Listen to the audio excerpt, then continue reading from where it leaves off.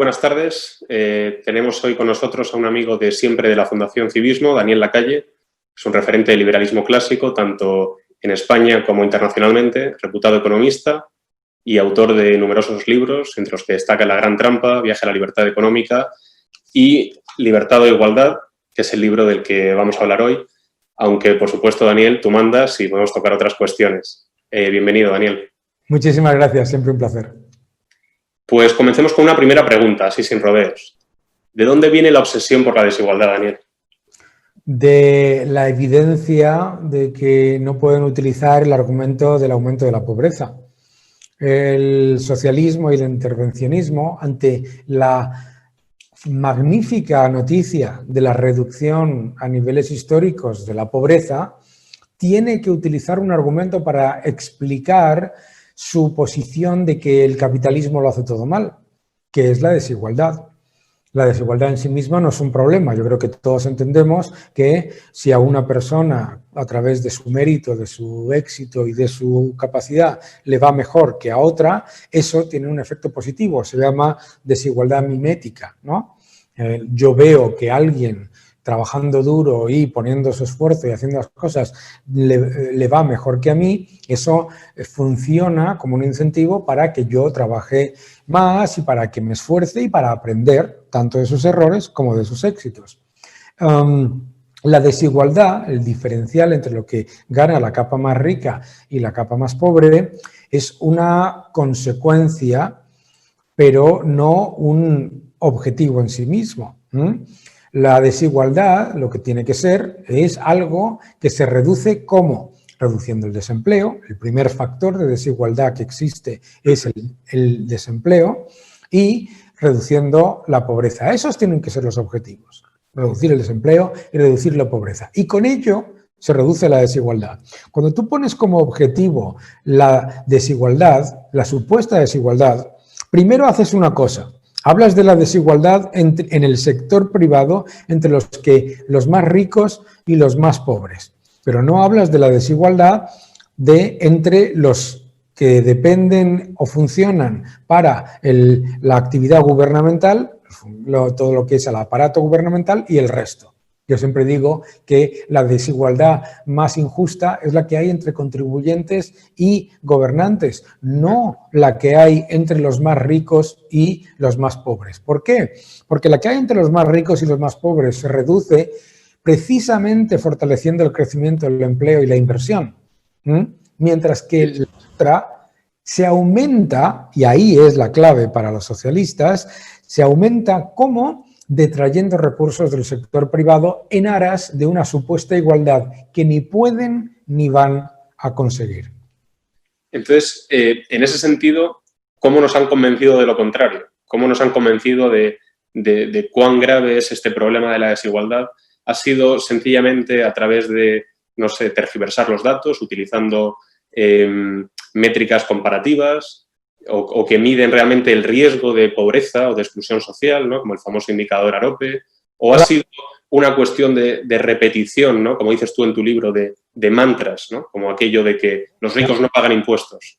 Claro, es la utilización de la demagogia. Por ejemplo, la desigualdad en Estados Unidos es aparentemente muy alta, ¿no? Pero claro, no estás considerando la diferencia entre los más ricos y los más pobres, incluyendo las transferencias e incluyendo las ayudas y subvenciones que recibe la capa más pobre y que no recibe la capa más rica. Entonces resulta que si ves, por ejemplo, el aumento de la desigualdad excluyendo transferencias e incluyendo transferencias, resulta que la desigualdad en Estados Unidos prácticamente no se ha movido en los últimos 30 años, incluyendo transferencias, y sin embargo parece que hay un problema gravísimo de desigualdad excluyendo transferencias. ¿Ves? Entonces, ¿qué es lo que hace el intervencionismo? ¿Qué es lo que hace el socialismo? El socialismo lo que hace es, ante una evidencia de prosperidad, de crecimiento, de empleo, etcétera, buscar cualquier manera para intentar introducir más poder para el gobierno y más poder para los factores que detraen recursos de la actividad productiva en aras de esa supuesta igualdad que, repito, nunca consiguen, porque si vas a los países, por ejemplo, Cuba es un país muy igualitarista, pero es un país donde la inmensa mayoría es pobre. ¿Quiénes son ricos en Cuba? Los muy pocos cercanos al poder, que son inmensamente ricos, aunque se disfracen de guerrilleros.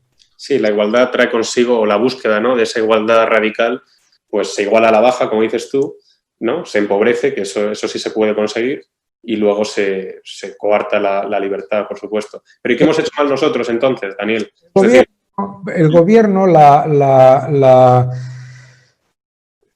intervención no puede igualar al alza.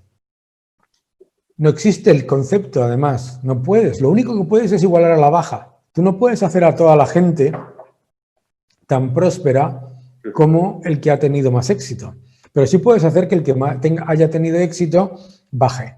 Y ese es el problema. La igualdad en sí mismo como objetivo único, no como consecuencia de la reducción del desempleo y el aumento del crecimiento, sino la desigualdad, la igualdad como objetivo de la política en sí mismo, lo que es destructiva.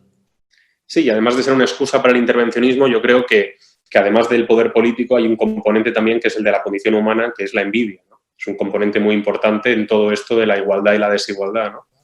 Es muy cómodo para el intervencionista acudir a los peores instintos del ser humano y decir que la razón por la que unas personas son más ricas y otros son menos ricos es por el sistema, no porque lo hayan hecho mejor, hayan trabajado más, etc. Entonces, uno de los objetivos fundamentales del igualitarismo es destruir cualquier atisbo de mérito en lo que ha conseguido alguien. Por ejemplo, pues bien evidente, ¿no?, en el ataque constante a Amancio Ortega que existe en España.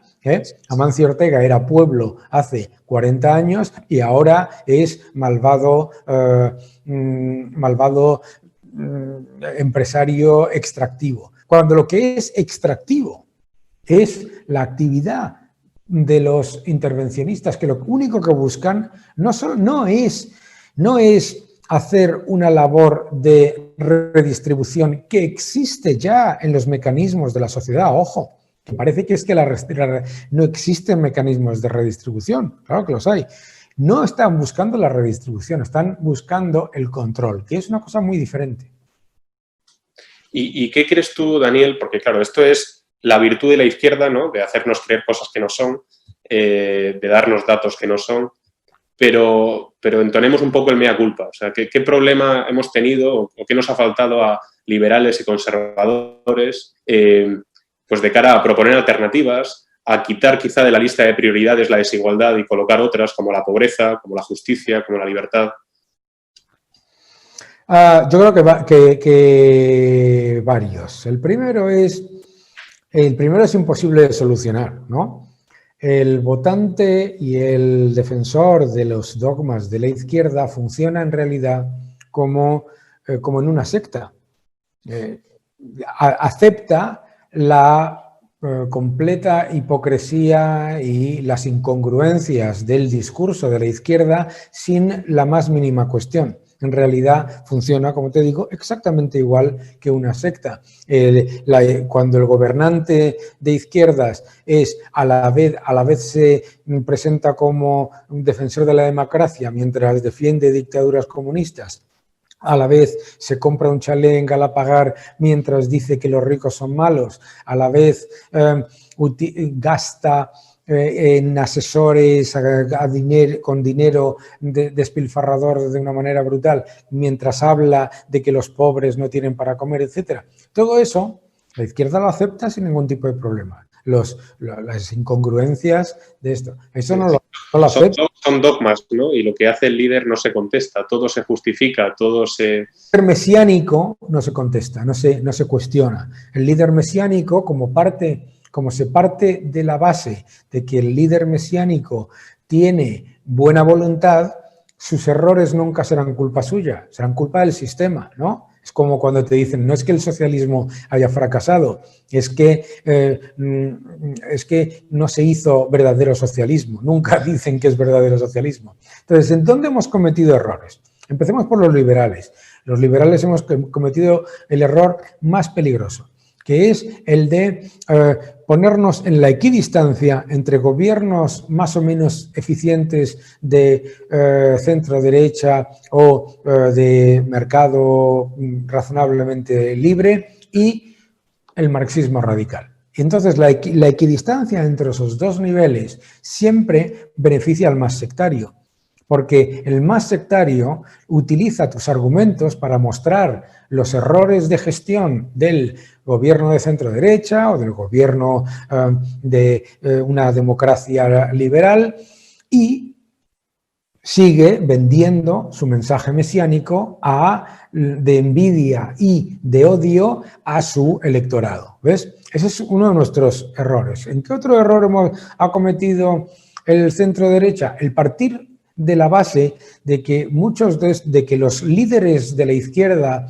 tienen como objetivo la prosperidad. Y claro, si tú piensas que el otro tiene como objetivo la prosperidad, buscas líneas de coordinación, pero si no te das cuenta que el otro, el objetivo que tiene es el control y no la prosperidad, siempre vas a encontrarte en una situación absolutamente imposible de diálogo y de cooperación. Yo creo que también, en cualquier caso, no es que no hayamos tenido éxito, al contrario, es que nos queremos reconocer nuestro éxito. Tenemos tanto éxito que no existe ningún sitio del mundo en el que los marxistas puedan siquiera tocar poder defendiendo unas políticas completa y absolutamente de izquierdas. Fíjate cómo en España Podemos ha tenido que disfrazarse de oveja y de apertura, de colaboración público-privada, de aumentar el gasto social en un entorno de mercado, bla, bla, bla, bla, bla, bla, para poder acceder a cierto nivel de poder, ¿verdad? Entonces, eso en sí mismo nos demuestra que el ciudadano se da cuenta perfectamente, y además por eso no les vota, se acuerda perfectamente de que las políticas marxistas, el intervencionismo absoluto no funciona. No funciona de ninguna manera. Pero sin embargo, Daniel, tenemos países, incluyendo el nuestro, donde pues, tenemos un partido socialista que gana unas elecciones tras otras, ¿no? Con políticas y medidas no tan distintas a las de su socio de gobierno, que por algo son sus socios de gobierno. Entonces, bueno, en ese sentido, aunque el ciudadano lo puede tener claro, pero la batalla del relato, si lo podemos denominar así, ¿no? Persuade mucho mejor la izquierda que ese centro-derecha liberal-conservador al que hacemos referencia. Fíjate que te voy a volver a negar la mayor. Yo no creo que la izquierda persuada mejor. Lo que pasa es que si en el debate político los partidos de centro-derecha compran el mensaje de la superioridad moral, entonces no es que la izquierda persuada mejor, sino que el ciudadano no percibe que haya otra alternativa que las políticas de izquierda, incluso en el centro-derecha. Y yo creo lo contrario, yo creo que además, si algo nos ha demostrado esto que han llamado el avance del populismo, es que los ciudadanos precisamente rechazan la idea de aumento del poder de los entes supranacionales, aumento del poder de los gobiernos, etcétera, etcétera. Yo creo que no. Yo creo que, fíjate, lo que pasa es que es verdad que el centro-derecha debe reconocer sin complejos, sin el más mínimo complejo, que tenemos razón y que los otros, y que la ideología de izquierda no solamente es ineficiente e ineficaz desde el punto de vista de resultados, es que es inmoral desde el punto de vista de los objetivos. Y esto es lo más importante. Lo más importante es decir, sin lugar a dudas y sin ningún problema en los medios de comunicación y donde haga falta, como hacemos muchos, que lo que nos está diciendo la otra persona no solamente está equivocado en cuanto a ser una política que no vaya a funcionar en cuanto a resultado, sino que es inmoral y además completa y absolutamente rechazable como principio. Esto es muy interesante. De hecho, ahora que hablamos de persuadir y demás, me ha venido a la mente toda la cuestión del adoctrinamiento, ¿no? que está haciendo la izquierda, o que hace la izquierda habitualmente, ¿no? Como modus operandi. Entonces, en ese sentido, he recordado un artículo que publicamos hace poco en nuestra web sobre la batalla cultural. Y la pregunta de la que partía el artículo era si se puede dar la batalla cultural respetando la libertad, o si nos vemos abocados a una guerra total donde lo que busca cada facción es el adoctrinamiento. Entonces, no cabe duda que el adoctrinar puede parecer a priori más sencillo, pero claramente no respeta la libertad, ¿no? Entonces, en ese sentido, ¿tú crees que los defensores del liberalismo partimos con una cierta desventaja? No. Precisamente porque tenemos unas reglas del juego que son respetuosas con la libertad personal. Bueno, claro, en el sentido de que, claro, es que una persona liberal como yo acepta sin ningún tipo de problema que una persona marxista, chavista, de izquierda radical o intervencionista hable libremente y exponga libremente sus opiniones, por supuesto. Pero no al revés. Mientras que al revés no ocurre. De ahí mi crítica constante a algunos foros liberales que por generar un poco digamos, de batalla o de polémica, invitan a foros liberales a Juan Carlos Monedero, o a Errejón, o a lo que sea, y yo digo, bien, a mí eso me parece estupendo. ¿Cuál es el problema? A mí no me han invitado jamás a ningún foro de Podemos, ni a ninguna cosa. De hecho, me vetan, ¿no? Y me vetan en los medios cuando pueden y tienen poder, etcétera, etcétera, etcétera. Pues efectivamente, lo maravilloso y a la vez peligroso, no. Lo maravilloso que tiene defender la libertad es que defiendes la libertad, no solamente tuya, sino la libertad de tu enemigo.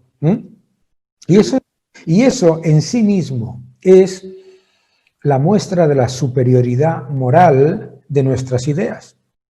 Tú hablabas antes de adoctrinamiento y de convención, ¿no? Hablabas de, perdona. Que si puede competir la educación, ¿no? O el lanzar propuestas con el adoctrinamiento explícito de la izquierda. Fíjate si puede competir. La izquierda, y sobre todo la izquierda más radical, se ha adueñado del discurso en la educación y en lo que tiene que ver con, bueno, pues con los medios de comunicación, el cine, el teatro, etcétera, en gran parte. No te digo que mayoritariamente, pero en una grandísima parte. Y a pesar de eso, de décadas, yo ya soy mayor, y hablamos de adoctrinamiento ahora, nos olvidamos del adoctrinamiento que hemos vivido toda la vida. Y a pesar de eso, fracasa. Esta es la clave. La clave es que tú has dicho la palabra antes, que no era convencimiento, has dicho persuasión.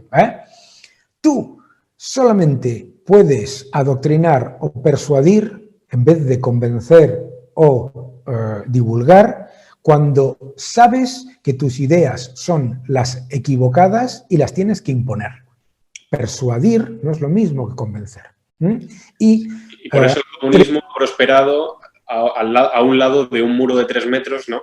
Con torres de vigilancia y ametralladoras, ¿no? Claro, entonces es maravilloso la evidencia que les revienta que se lo recuerdes, que tienen el control en la educación pública, en los medios de comunicación en muchas ocasiones, tienen el control en muchas partes de lo que es la industria cinematográfica, de la industria del teatro, etcétera, particularmente en los países donde más subvencionados están, y a pesar de todo, fracasan. ¿Por qué? Porque los ciudadanos no nacemos intervencionistas, marxistas o socialistas. Nos tienen que convencer primero de una cosa que es falsa, que no somos solidarios por naturaleza y que somos malos y que por lo tanto tiene que venir alguien mesiánico, no sé por qué esa persona no va a ser mala, a taimar y suavizar nuestros instintos animales. Y la evidencia del ciudadano, cada día, es que los ciudadanos como individuos son muchísimo más solidarios que la masa guiada por un grupo de intelectuales intervencionistas. Y ahora tocaremos el tema de la solidaridad y de esa dimensión social del ser humano. Pero yo quería rescatar un tema que has tocado antes, que es el argumento moral.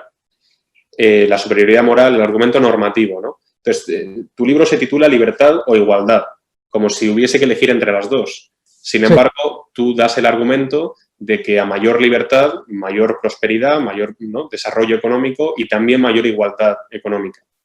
Entonces, un problema al que creo que nos enfrentamos los defensores del liberalismo es que a menudo o casi siempre queremos tener razón en todos lados, ¿no?, tanto por la vía de la evidencia empírica como por la vía normativa. Entonces, este es un ejemplo. ¿La libertad es un bien moralmente deseable? Sí, creo que esto es evidente para todos. O quizá no tanto, pero bueno. ¿Es moralmente deseable? Sí, argumento normativo. Argumento instrumental. ¿Produce mayor prosperidad y mayor igualdad? También, ¿no? Pero imaginemos por un momento que esto no fuera así. Imaginemos que a mayor libertad, o sea, que la libertad no trajese consigo necesariamente mayor prosperidad y mayor igualdad económica. Aún así merecería la pena defender la libertad. ¿Y por qué en ese sentido, por qué crees tú, Daniel, que en esa ponderación de bienes, por denominarlos de alguna forma, la libertad de estar en lo alto de la pirámide? A ver, es que es un argumento perverso. Fíjate que tú tienes que llegar a la conclusión, para rebatir la importancia de la libertad, tú tienes que llegar a la conclusión de que, ¿y si la libertad no llevase a mayor prosperidad y mayor bienestar? ¿Cómo que easy? No. Que lo trae consigo. La evidencia empírica es que la libertad lleva, sin lugar a dudas, a mayor prosperidad y mayor bienestar. Porque... Pero esto lo sabes tú, Daniel, lo sé yo, lo saben los que leen tu libro, pero la opinión pública mayoritaria lo que lee es que en España la desigualdad crece, que en España la pobreza absoluta crece y campa a sus anchas, que el mundo jamás ha sido más desigual, aunque la evidencia empírica sea contraria a estas afirmaciones. Hasta que les toca la lotería. Mira, yo recuerdo que un grupo de personas muy inteligentes que se presentaron a un concurso de televisión en el que estuvieron durante mucho tiempo y ganaron un gran premio, se enfadaron muchísimo porque cuando vieron el premio que habían ganado, la mitad se la llevó Hacienda. Y entonces uno de los concursantes dijo: nosotros estamos a favor de impuestos, pero es que nos han tratado como si fuéramos ricos. Es que erais ricos. Sí, sí. Es que eran ricos. Entonces, una de las cosas que los ciudadanos entienden perfectamente cuando se levantan todos los días para crear riqueza y para generar empleo y para mejorar, es que la interacción entre ciudadanos libres que con un objetivo en el que hay unas reglas comunes, las reglas comunes no significa más Estado, significa que nosotros ponemos una serie de reglas por las cuales todos funcionamos en aras de un bien mayor. Es lo mismo que en una familia.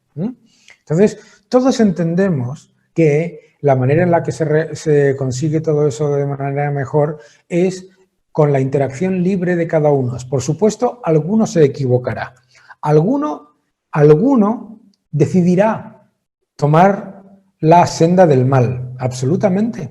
Pero no puedes tomar la decisión de que porque puede haber en algún momento el riesgo de que alguien haga el mal, partir de la base de que todos somos inherentemente malvados y... estar por el intervencionismo, claro. Claro. Porque lo que nos demuestra la evidencia es lo contrario. Entonces tú decías que, claro, el ciudadano lee todo eso. Claro que lo lee. Claro que lo lee y a lo mejor incluso lo compra.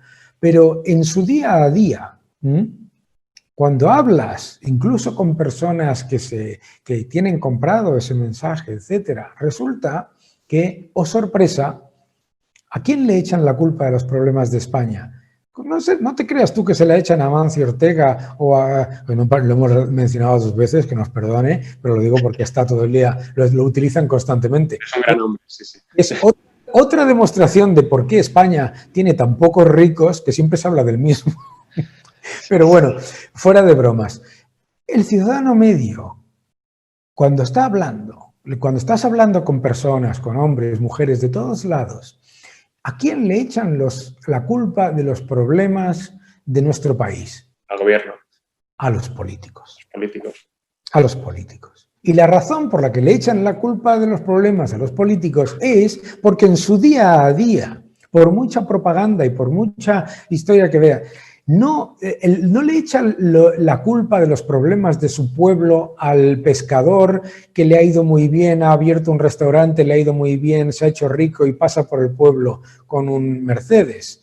No le echa la culpa al señor que ha invertido bien y ha montado una discoteca o un hotel y ese hotel ha tenido éxito. No. No echa la culpa a los políticos. Y la razón por la que le echa la culpa a los políticos es porque los ciudadanos españoles no son tontos. Podrán pensar que el objetivo del Partido Socialista y de sus socios de gobierno es el progreso, el crecimiento, el empleo y que a todos nos vaya mejor dentro de un entorno de libertad. ¿Por qué lo piensa? Porque les engañan diciéndoselo, pero no son capaces. Esto es clave. Ningún marxista puede ganar unas elecciones en este país. Julio Anguita, que mis padres lo conocían bastante, siempre lo decía. Es imposible ganar las elecciones con un discurso marxista. Tienes que venderlo como un discurso liberal. Como un discurso liberal clásico, porque eso es lo que nos venden. Sí, sí, sí. Meten un poco, es verdad que meten un poco de envidia, impuestos a los ricos, meten un poco de gasto, pero diciéndonos que el gasto nos va a llegar financiado por otros lados. O sea, en realidad, el discurso que tienen que utilizar para llegar al poder es un discurso liberal clásico, no muy diferente al que le puedas escuchar a un candidato del Partido Demócrata en Estados Unidos o un candidato del Partido Laborista o Socialdemócrata en Japón o lo que tú quieras. Por lo tanto, ya no nos damos cuenta que hayamos ganado eso que tú dices del relato, ¿vale? Ningún marxista puede ganar las elecciones con un discurso marxista. Tampoco sé si lo hacen con un discurso liberal, quizá más socialdemócrata, ¿no? Que quizá es el consenso, pero sí. Desde luego, postulados marxistas no llegas a ningún lado. Socialdemócrata, como nos lo están poniendo encima de la mesa, fíjate qué curioso. Lo digo en el libro. Ningún socialista, ningún marxista en España ni en ningún país del mundo puede ganar las elecciones diciendo mi modelo de país es un país socialista o marxista. No puedes. No puedes porque son un fracaso absoluto. ¿Qué tienes que utilizar? El subterfugio de los países nórdicos, que son países que son líderes en facilidad para hacer negocios, líderes en libertad económica, líderes en flexibilidad laboral, líderes en flexibilidad y atracción de inversión y capital, con una competitividad fiscal mayor que la de España. Entonces resulta que tienes que utilizar un modelo liberal clásico como ejemplo para poder llegar al poder. Siquiera llegar al poder. Y encima no llegas al poder por mayoría, llegas al poder por coalición. Esto es muy importante. Esto es importante porque piénsalo. Ese argumento que tú me acabas de decir de que la izquierda gana de goleada, el argumentario, está completa y absolutamente desmontado en toda Europa. En Francia ha ganado una alternativa con un mensaje de centro-derecha. En Italia ha ganado una alternativa con un mensaje radical de populista, pero de derecha. En Luxemburgo, en Irlanda, en Holanda, en Alemania, etcétera, etcétera, etcétera. La inmensa mayoría lo que quiere es un modelo en el que se conjuga la alternativa liberal con la alternativa conservadora. Sí, aunque ese populismo de derechas que has mencionado al final es un mercantilismo que no dista tanto de algunas propuestas de la izquierda, pero sí, te compro el argumento, te compro el argumento. Es importante que tú y yo aquí lo desmontemos. El mercantilismo no tiene en ningún sitio nada de izquierda. El mercantilismo nos podrá gustar o no gustar, yo no estoy a favor del mercantilismo para nada, pero el mercantilismo, ojo, y la izquierda son... Sí, serán contrapuestos, pero hay una suerte de proteccionismo, de un intervencionismo estatal en la economía, Daniel. Compensar en el proteccionismo y en el intervencionismo a favor del intervencionismo mercantilista. Lo digo antes de que vengan los 4 troles de siempre, los que yo estoy en desacuerdo, ¿vale? Bien, ya que ha quedado claro. Ojo con identificar eso con izquierda. No. Es importante diferenciar el intervencionismo de izquierda con el intervencionismo como cualquier concepto. Y desde luego no es lo mismo, ¿vale?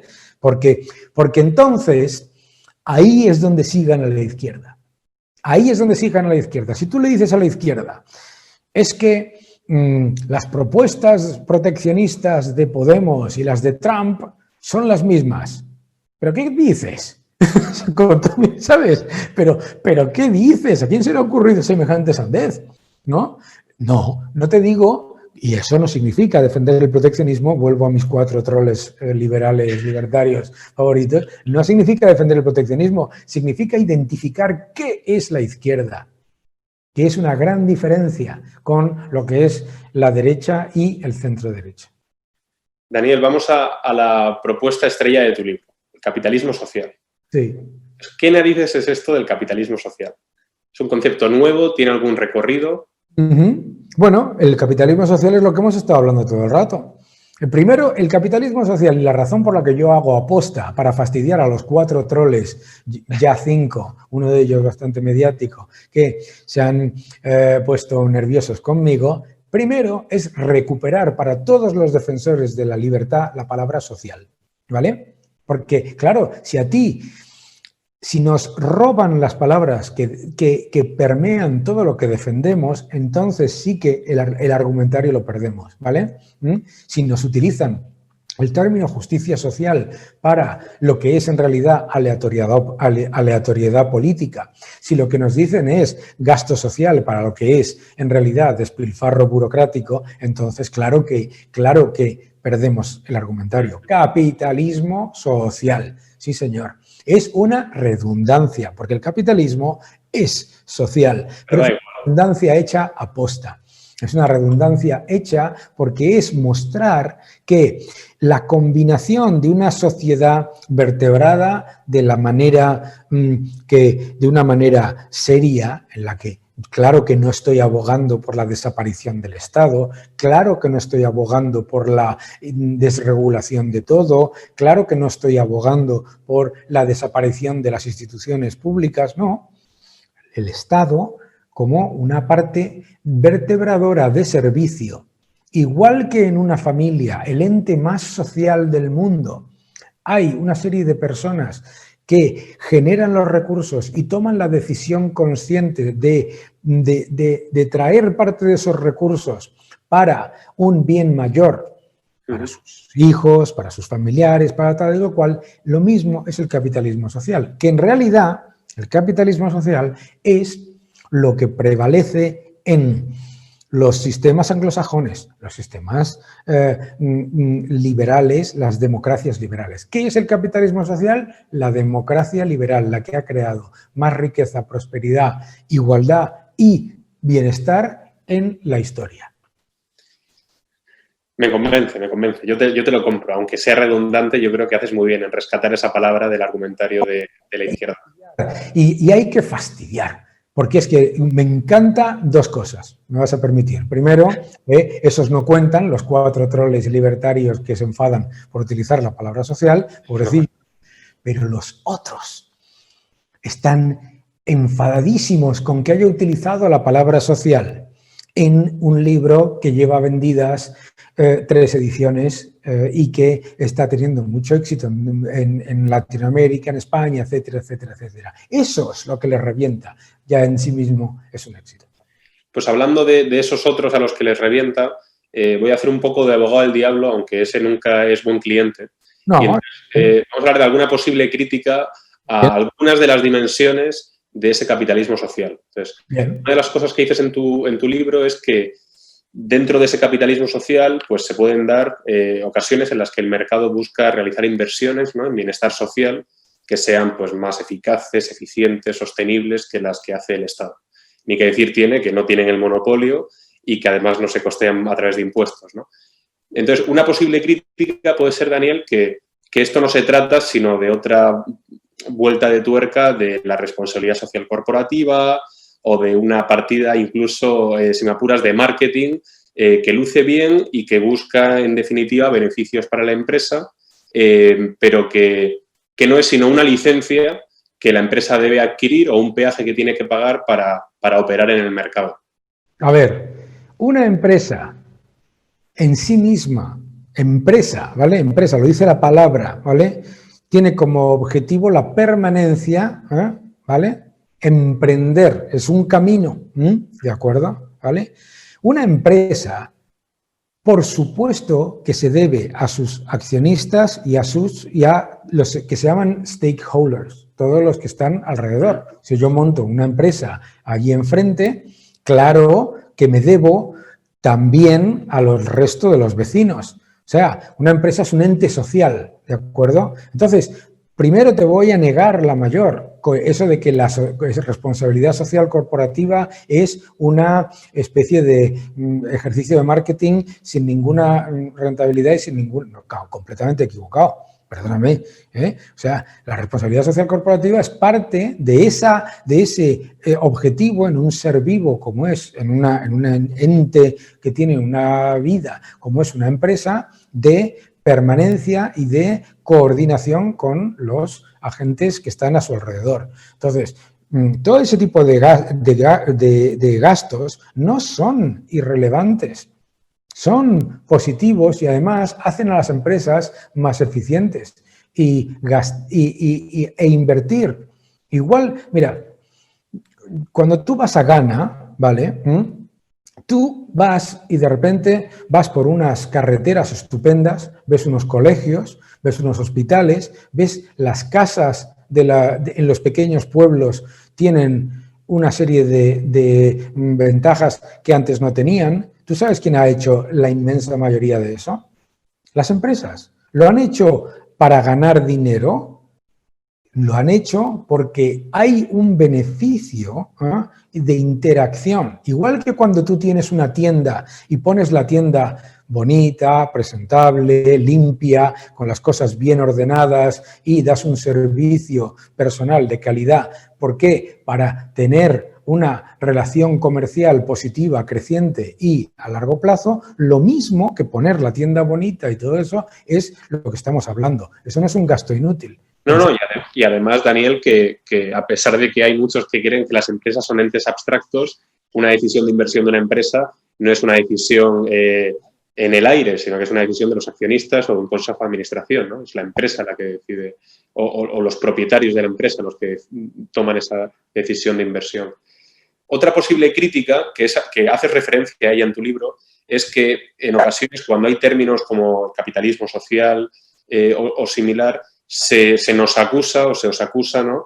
De nuevo, porque ha habido aquí un momento... Empieza desde otra crítica, que seguro que esto es... Sí, otra crítica que tú recoges en tu libro, ¿vale? Y es que ante términos como el capitalismo social o similares, en ocasiones se dice que es una especie de transformación del capitalismo, un retraimiento, incluso una adaptación, una reforma ante el creciente peso de lo público o de una regulación asfixiante. Y que en ese sentido el capitalismo está optando por renovarse o morir. Entonces es cierto que no cabe duda que una de las características del mercado es su fortísimo instinto de supervivencia, pero ¿cómo contestarías tú a esta crítica de que esto es un paso atrás del capitalismo, un acomodo, un acoplo a lo que marca el Estado? Hombre, es que aquí tenemos que decir qué es dar un paso atrás y qué es dar un paso adelante. El capitalismo, la maravilla del capitalismo es que no es un dogma. El capitalismo, para empezar como tal, es cambiante y adaptable.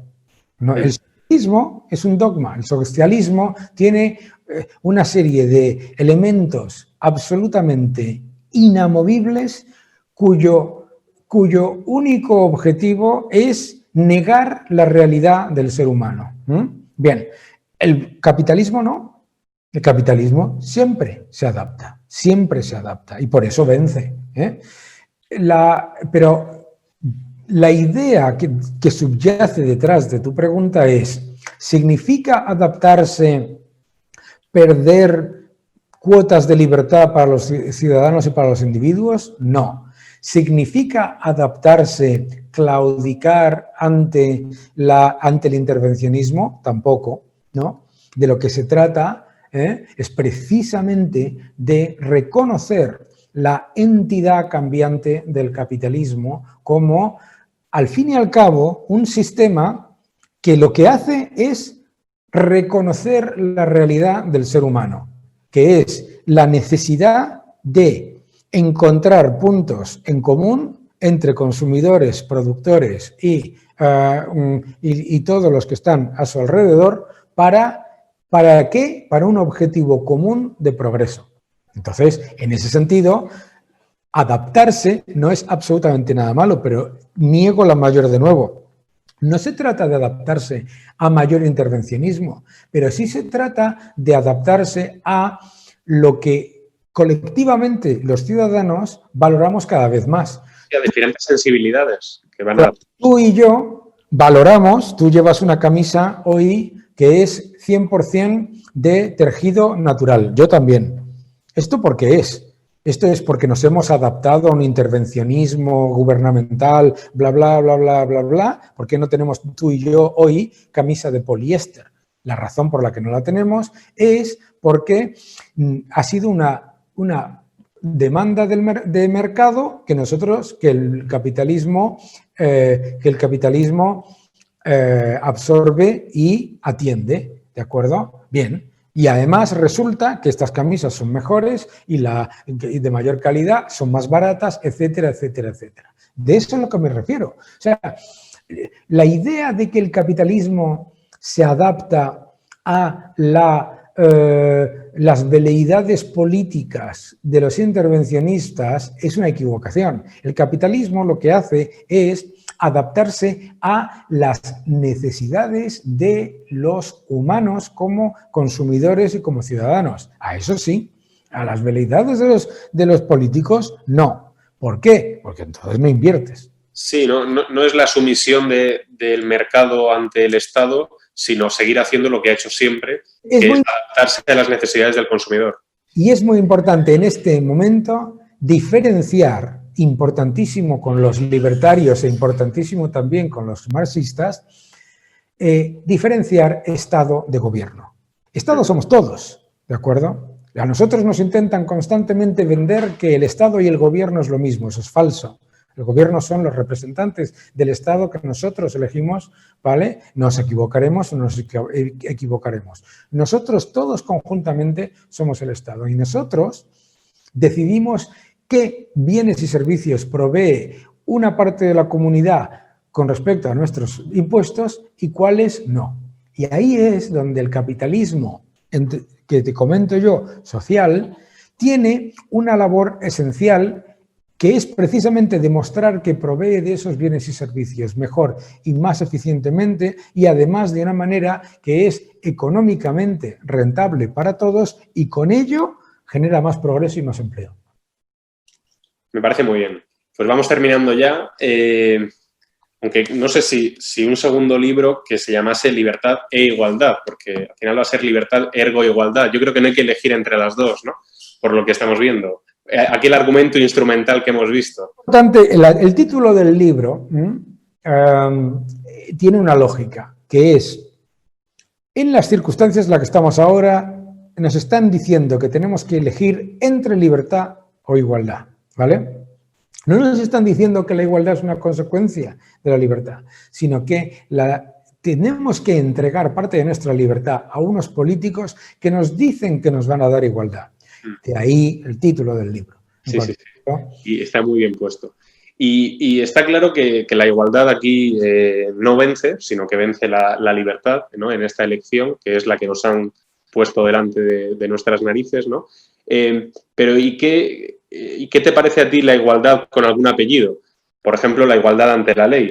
Porque en ocasiones, bueno, esto claramente es, bueno, me parece evidente, ¿no? Que es moralmente deseable y que muchas veces, aunque esté en el texto de la ley, en este caso en la Constitución, no está tan claro en la práctica. De hecho, en aras, ¿no? En esa búsqueda de la igualdad radical, muchas veces lo que se vulnera es el principio de igualdad de los ciudadanos ante la ley. Claro, es que el igualitarismo, como se presenta como una alternativa de superioridad moral, se pone por encima de las leyes y de los mecanismos de convivencia que hemos decidido todos de manera coordinada. Claro, por eso es anticonstitucional, anti-iglesia, anti-defensa, anti-todo, y luego, por supuesto, no da igualdad, pero eso da igual, porque su objetivo no es la igualdad, sino el control, pero claro. Pero en cualquier caso, igualdad ante la ley es muy importante recordar que la razón por la que tenemos una democracia que, con todos sus errores, funciona, es porque tenemos unas instituciones independientes, tan independientes que aunque el gobierno quiera que hagan una cosa, resulta que hacen otra, en muchas ocasiones cuando están en desacuerdo. Yo creo que muchas veces los españoles tendemos a ser extremadamente críticos con nuestro país cuando cualquier persona que viene de cualquier país del extranjero, una de las cosas que le impresiona es la independencia de nuestras instituciones en general. Y por eso, precisamente, la izquierda tiene emprendida la cruzada, ¿no? Para interferir en esa independencia, ¿no? Tienes la monarquía la monarquía parlamentaria en la que el monarca tiene menos nivel de intervención y más nivel de respeto e independencia, y entonces tienes que ir contra la monarquía. Tienes una justicia que ha demostrado ser implacable y a la vez seria y generosa con los ciudadanos, sea cual sea su adscripción política, y entonces te tienes que cargar la justicia. Porque lo que buscan es el control, es que es muy obvio. Así es. Bueno, pues nada, Daniel, yo creo que hemos tocado algunos temas de tu libro. Ha sido un placer charlar contigo. Espero que podamos repetir pronto y, a ser posible, en persona, si la situación lo permite. Y no sé si quieres añadir algo más antes de que terminemos. Que sigáis defendiendo la libertad y que nunca, nunca, nunca caigamos en el error de la equidistancia entre un centro de derecha o una democracia liberal más o menos eficaz y el marxismo radical. Pues así lo haremos. Y nada, con esto finalizamos. Muchas gracias a todos los que nos estáis viendo y no olvidéis suscribiros a nuestro canal de YouTube, donde encontraréis pues entrevistas ojalá tan interesantes como esta. Y también pondremos en la descripción el enlace al libro de Daniel, Libertad o Igualdad, que gana por goleada la libertad. Hasta la próxima. Muchísimas gracias, un fuerte abrazo. Bueno, Daniel, un placer, ¿eh? Muchísimas gracias, ¿eh? No te quito más tiempo y nada, ha sido un gusto. Siento que me hayas tenido que negar la mayor tantas veces, pero quería ser un poco puñetero además. Me vence. Muy buenas. Bueno, hasta la próxima, Daniel. Fuerte abrazo. Todo. Gracias.